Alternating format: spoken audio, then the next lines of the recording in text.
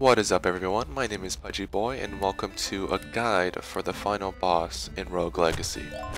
I'll be playing on the Ps4 and I'll give you guys a few suggestions, a few classes you can pick, and definitely a few runes that make things a lot easier. But once again, this is all really up to you and I guess kind of your play style, so hopefully this will help you out. There are 3 classes that I'll suggest to you guys to take out the last 2 bosses. One being the Assassin class, the other one being the Hokage class, I pronounced that wrong probably, and the last one being the Spell Sword. I highly suggest the Assassin class mainly because their ability to turn into mist and avoid all damage is really helpful during the Fountain boss, and just their ability to have a high chance of crit really helps. The Hokage is the class that essentially has high damage and can teleport. And then the Spell Sword class, every time you melee someone, you'll be able to regain some mana, and I only suggest that if you have the time stop ability. Because if you have the time stop ability, that makes this boss so easy, and if you have a good pool of mana as well. One last thing I'll recommend too, before I kind of go into the fight, is that you need at least be a level 100-ish or more, just because the boss I believe is level 92, the Traitor, and then the Fountain is like a 120 something. So it's easier if you're around that level range just to be above 100.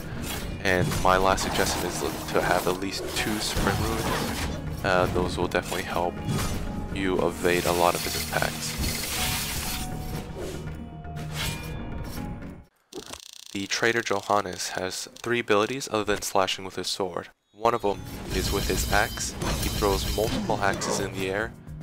With that, you just kind of have to just backdash and just kind of stay away from him because it's really hard to avoid. The second ability is that he shoots knives in a direction, whether it be in front of him, behind him, or up in the air if you're jumping towards him. And the last ability is where he drops the giant sword and he will backdash.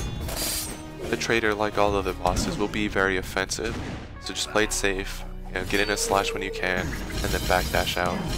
Once he dies, he'll drop several health and mana potions, and then the Fountain will appear. So after the dialogue you have with the Fountain and Johannes, pick up as many health and mana potions you need, leave the ones you don't because they will remain there.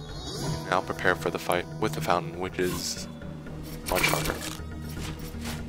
Now it's time to face the Fountain. He has 3 abilities.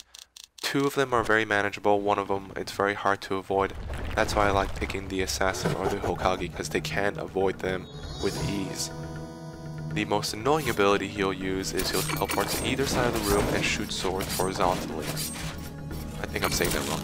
Either way, he'll do that, and at that point that's when I like to use the Hokage or the Assassin's ability to dodge him. If you can, the second he does that, start moving, start backdashing towards the opposite side of the room, and kind of gauge where the sword's coming from. The other 2 abilities that he's going to use is one where he slams his sword into the ground.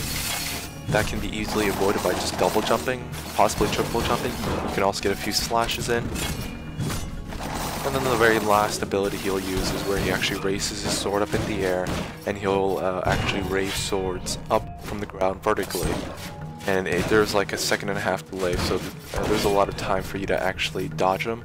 I don't think I've actually ever gotten hit by one of them.